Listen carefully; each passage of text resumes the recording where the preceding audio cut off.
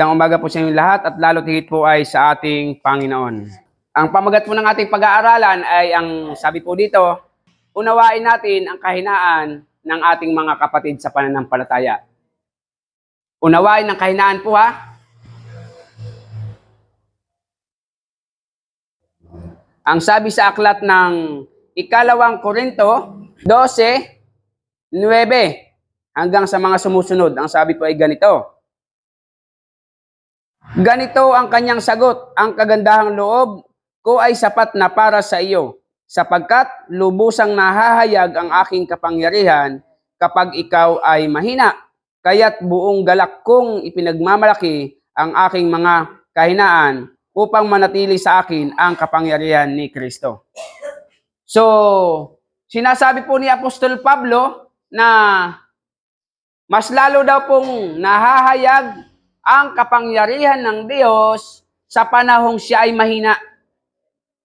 Totoo po yan. Kahit po sa buhay natin bilang mga tao, bilang mga Kristiyano sa buhay po natin, mas nahahayag po ang kapangyarihan ng Diyos sa panahong tayo ay mahina. Dahil kapag tayo po ay laging malakas, minsan nalilimutan natin ang Panginoon. Di po baga? Pag medyo sagana ang buhay at talagang sagana, minsan nalilimutan ng Diyos. Nakakalimutan ng Panginoon. Pero kapag walang-wala at talagang wala, laging tumatawag sa Diyos. Kaya sabi ni Apostol Pablo, ay mas nahahayag daw po ang kapangyarihan ng Diyos sa panahong siya po ay mahina. Sapagkat ang kagandahang loob po ng Diyos sa atin ay sapat na. Ibig sabihin, sapat po palagi ang kagandahang loob ng bawat isa sa atin, ang kagandahang loob ng Diyos sa atin. Ibig sabihin, anuman po ang ating kalagayan ngayon, anuman po ang ating sitwasyon ngayon, sapat po ang kagandahang loob ng Diyos sa bawat isa sa atin. Na kung hindi po sa kagandahang loob ng Diyos, ay hindi po tayo magtatagumpay. Sa dami ng problema, ano po? Sa hirap ng buhay. Kung hindi sapat ang kagandahang loob ng Diyos sa atin, talaga pong susuko sa hamon ng buhay. Pero ang sabi ni Apostol Pablo, mas nahahayag daw po ang kapangyarihan ng Diyos sa kanyang buhay sa panahong siya ay mahina. Kaya po hindi ginawa ng Diyos na tayo talaga ay 100% ang lakas. Dahil kung ginawa niya tayong perpekto, ano po, at hindi nagkakamali, hindi na po natin kailangan ng Diyos. Sapagkat ang Diyos lamang po ang perfect. Ang Diyos lamang ang hindi nagkakamali.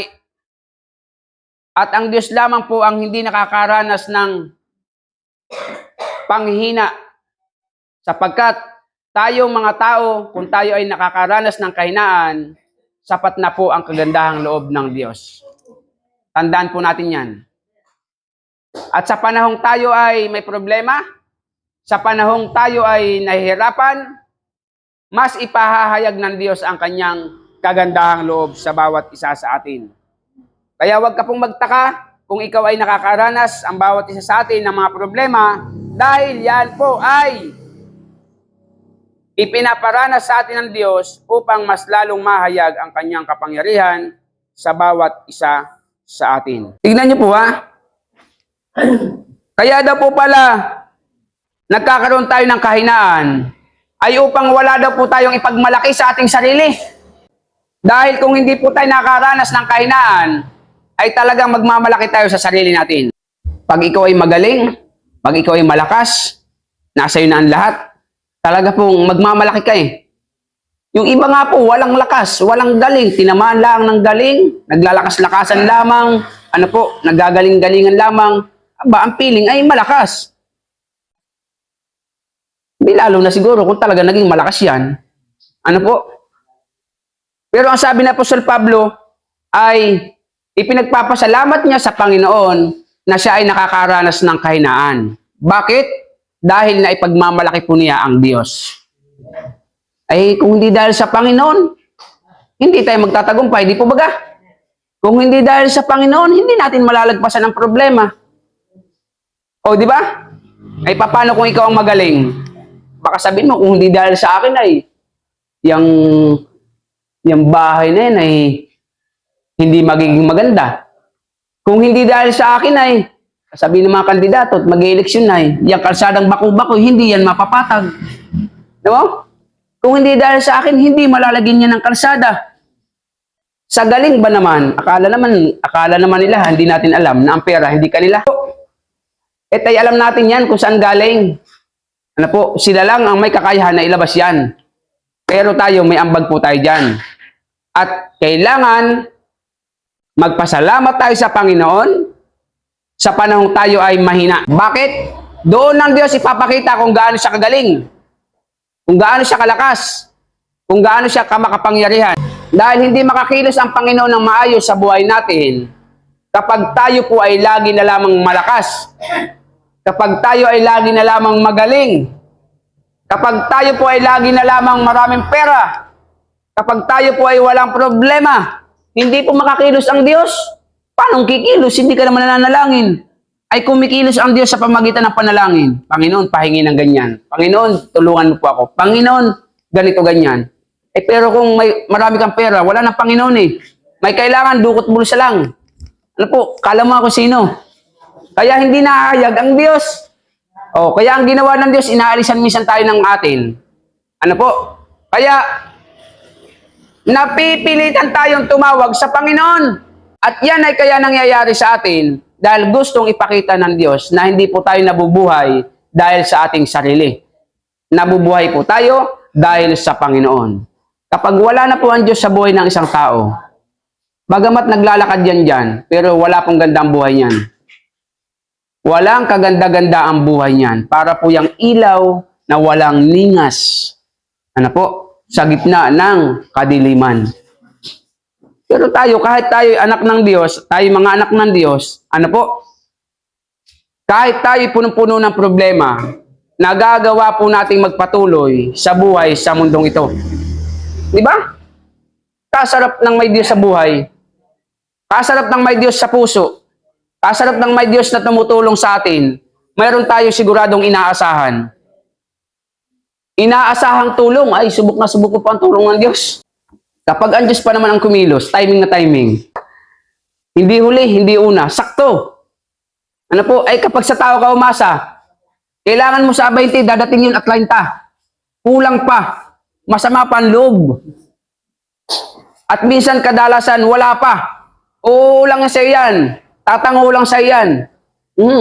At sasabihin, nangako na nga ako, tutuparin ko pa ba? Di po ba?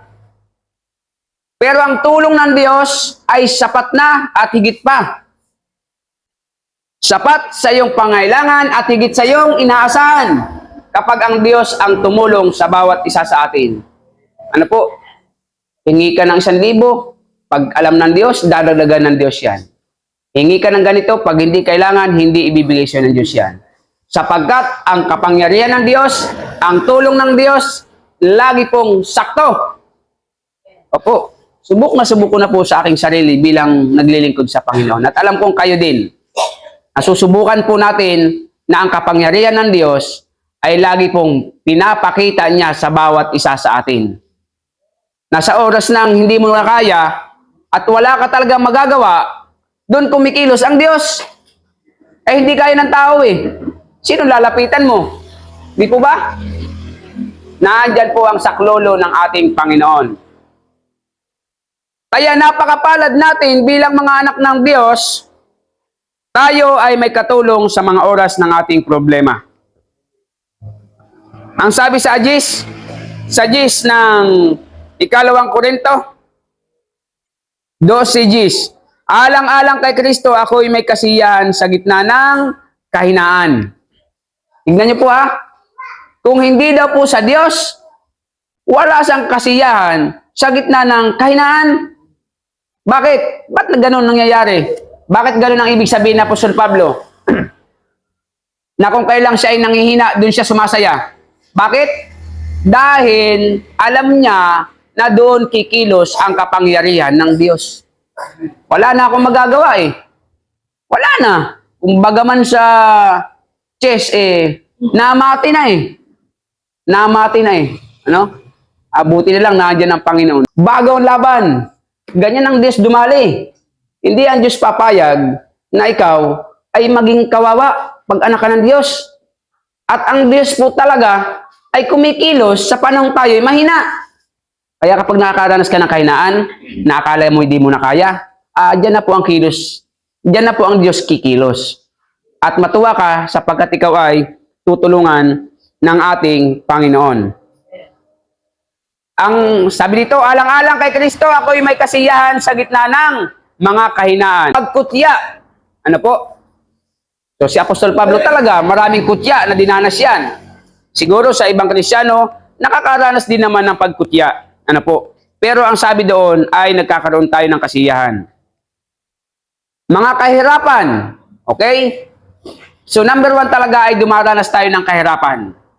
Pero nagkakaroon tayo ng kasiyahan dahil sa Panginoon. Ay, ba't buhay ka pa ngayon? Di ba?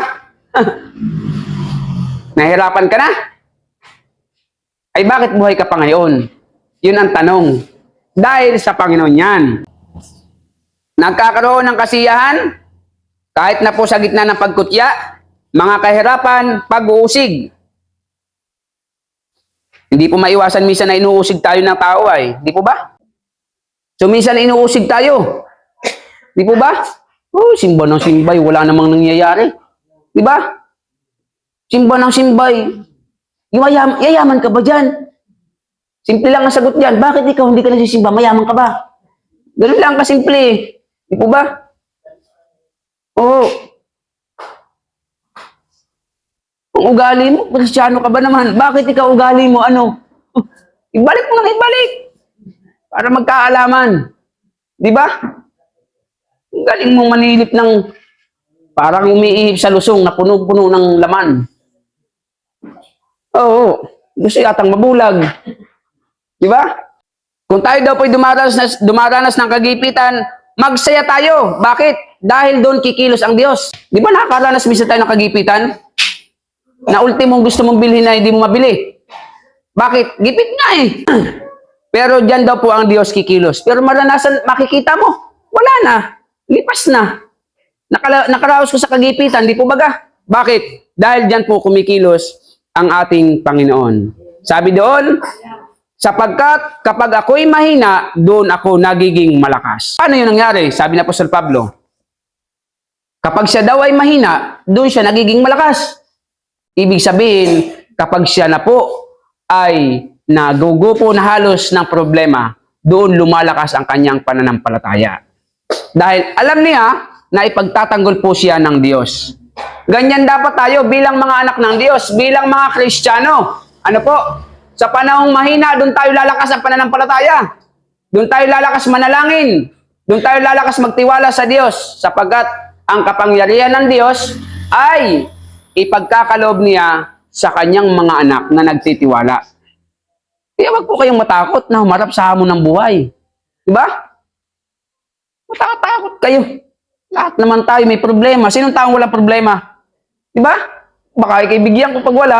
Bawasan yung problema ko para magkaroon. Ang tanong, kaya mo ba pag ibinigay ko siya ang problema ko? Dahil ang bawat tao may kanya-kanyang problema. At hindi yan ibibigay sa'yo ng Diyos pag hindi mo kaya. Kaya nasa iyo yan, para sa iyo yan. Pag ibinigay mo sa iba yan, hindi yan kaya ng iba. Sapagkat ang mga tao ay may kanya-kanyang kakayahan. May kanya-kanyang kapasidad. May kanya-kanyang lakas. At alam ng Diyos, kaya nasa sa yan, kaya ng lakas mo yan. Pero kapag sa iba napunta yan, hindi kakayanin yan. Bilang anak ng Diyos, kaya mo yan dahil ang Diyos po ay naandyan sa bawat isa sa atin. Kung kailang tayo manghihina, doon po tayo dapat malakas sa pananampalataya. Kung kailang tayo nanghihina, kailangan lalong masipag tayo sa paglilingkod sa Diyos. Masipag tayo nagsisimba. Hindi yung makarinig ka lang ng sarat naman ng ilong ni sister. Sabi ni pastor, wala naman ako sinasabi. Hindi na ako magsisimba. Diba? Totoo naman, nagalit pa. Diba? Diba? Naku po. Bilang mga anak ng Diyos, kailangang maging matibay tayo sa mga pagsubok. Di ba? Kaya masaklap niyan, nakikinig sa salita ng iba, sa mga kasama niya sa simbahan, ayaw makinig. Nuknok ka ng kasinungalingan ang isang taong walang Diyos sa puso. Opo, nuknok ka ng kasinungalingan yan. Kaya wag na wag kang maniniwala dyan. Bilang anak ng Diyos, kailangan magtiwala tayo sa Panginoon. Bago po tayo magtapos bilang mga anak ng Diyos, kailangan magpalakasan po tayo sa bawat isa. Unawain mo ang kahinaan ng iyong kapatid sa pananampalataya. Hindi yung hindi ka lang napansin, nagsalubong kayo sa kalsada, hindi ka napansin. Alam mo ng 80 anyos na eh, gusto mo papansinin ka palagi. Bilang mo na salamin, para makita ka. Oh! Tinawag mo lang, hindi ka napansin eh. Alam mo nang mahina ng tainga eh. Ayaw ko na magsimba. Ang sungit-sungit. Hindi namamansin eh. Ikaw pala si Kristiyanong papansin. O diyan ka sa gitna ng kalsada, diyan ka magsasayaw para mapansin ka. Di po ba? Kaya may pumansin, kaya wala. Basta ang mahalaga, nagpapatuloy sa Panginoon. Yan ang tunay na Kristiyano. At sisiguraduhin ko kapatid, magtatagumpay kayo sa paglilingkod sa Panginoon.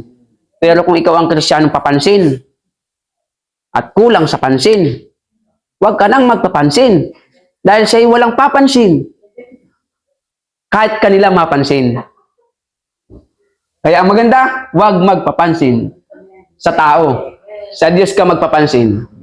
Oh, magpapansin ka sa Panginoon, sisiguraduhin ko sa iyo, may mapapala kang mabuti. Diba? Bilang mga anak ng Diyos, magpatuloy po tayo sa ating paglilingkod sa Panginoon. Tayo tumayo, tayo manalangin. Panginoon, salamat po o Diyos ng marami sa inyong biyaya at pag-iingat sa bawat isa sa amin. Purihin po nawa o Diyos ang inyong dakilang pangalan. Patawarin niyo po kami sa lahat ng aming kasalanan, sa isip man, sa salita at sa gawa, at purihin po ang inyong dakilang pangalan. Kung paano kami ningatan sa isang linggong nakalipas, mas lalo tigit sa isang linggong aming harapin. Pagtagumpayan niyo po kami sa lahat ng aming mga problema, pagsubok, kawalan at kahirapan. Pagpapalang financial, material, physical, lalo tigit spiritual, ipagkalob niyo po sa amin, sa po namin mamahal sa buhay, ilayo niyo po kami sa anumang sakit at karamdaman, kapahamakan, kamatayang gawa ng kaway. Sino man magtangka sa aming buhay sa lupang ito, ay parusahan niyo, O Diyos, sapagkat kayo ang aming tagapagtanggol. Salamat po ng marami. Bigyan niyo kami ng aming kakainin sa bawat araw at kung paano niyo kami ingatan pagpunta dito, mas lalo tigit sa isang linggong aming haharapin. Salamat ng marami sa biyaya niyo. Sa pangalan ni Jesus. Amen.